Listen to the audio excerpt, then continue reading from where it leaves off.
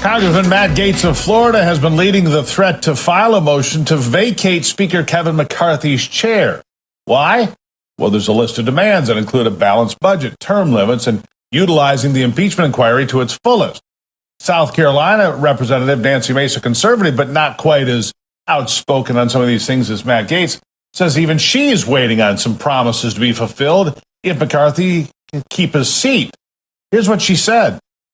So you've seen Matt Gaetz come out, not just Matt Gaetz, but he most loudly and prominently saying that he's going to push to oust McCarthy, a motion to vacate. Could you see yourself under any circumstances supporting a motion to vacate? It hasn't happened yet, and I'm not going to, comment on conjecture here. Either he's going to file it or he's not. If he's going to do it, put his money where his mouth is. I do hear that some votes might be up for grabs because people were made promises that have not been kept. What about your vote? Is it up for grabs? We'll see how it turns out, but I will tell you, I'm one of those members who were made certain promises. I've worked on women's issues. I've worked on issues, related to gun violence I feel are very important. And, it's fallen on deaf ears. And if I give a handshake to someone, I expect them to follow through with it. Wow, so you don't rule out supporting that, do you think? I might, you know what? Everything's on the table at this point for me because I want to do the right thing for the American people. All right, joining me now, Lieutenant Colonel Alan West. Colonel, what do you think? Are they really going to push to get McCarthy booted out? I mean, he made promises. We took 14, 15 votes for him to get the gavel. And now they're saying, look, you made these promises. We're holding you to it. Yeah, I don't agree with the way that Matt Gaetz goes about things sometimes. A little bit of pompous, a little bit of headline seeking. But without a doubt, one of the things that we wanted to see happen in this Congress under Kevin McCarthy was a return to regular order. And one of the most important things is the only constitutionally mandated duty and responsibility of the Congress, especially the House of Representatives, is to pass a budget, which means 12 appropriations bills. They're nowhere near that happening. And so I think that that's a major concern. Kevin should have realized that and set out a schedule to get these appropriations bills passed in the House. Whatever the Senate does, that's the Senate, but you put the onus on them. And I think that a lot of people concerned about the debt ceiling negotiation, when the House comes out and they pass and everyone gets behind him, and then he goes and negotiates against himself with Chuck Schumer and Joe Biden and ends up signing on to something completely different, which will cause the debt to explode even more. So I think Kevin does have some problems and some issues, but he can rectify it if he comes up with a continuing resolution that takes a lot of this onerous, excessive spending from Nancy Pelosi's gavel time out of this budget for the next 30 days. Yeah, the problem, though, as you know, Colonel, is this.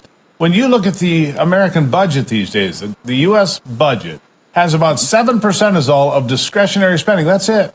How do we ever get this thing under control, whether it's Kevin McCarthy or anybody else? The bigger problem is this. We have overspent and indulged in God only knows what for decades.